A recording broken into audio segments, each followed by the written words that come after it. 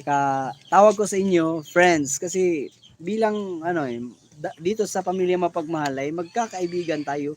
Ang turing nga natin dito sa Pamilya Mapagmahal, kung ikaw ay certified na miyembro na dito sa Pamilya Mapagmahal, so yun, kaibigan. Wala na, open naman tong walang requirements, walang porke, walang ngipin, matanda ka man o bata, welcome ka po dito sa Pamilya Mapagmahal. Welcome na welcome, walang bawal dito, kahit sinong may gusto. Basta bagawal, wag lang mang-iwan. Yun lang yung requirements na pag nakapasok ka na, wag ka nang umalis. Oo. Dapat sana walang, kumbaga, commitment na yan walang alisan. So, yun mga friends.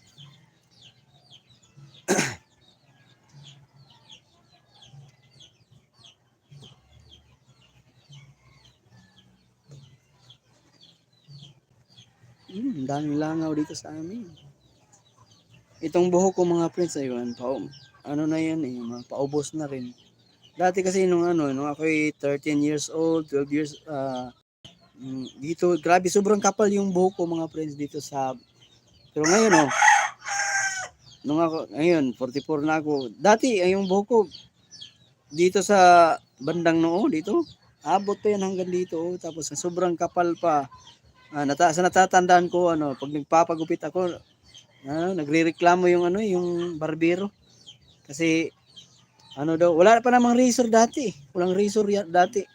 Ngayon lang naman, kailan ba na-invento yung razor na yan? Kasi dati, talagang mano-mano yung gupitan, mga friends. Mano-mano. So, yung buhok ko ay sobrang makapal. Nung ako'y bata-bata pa, sobrang kapal talaga.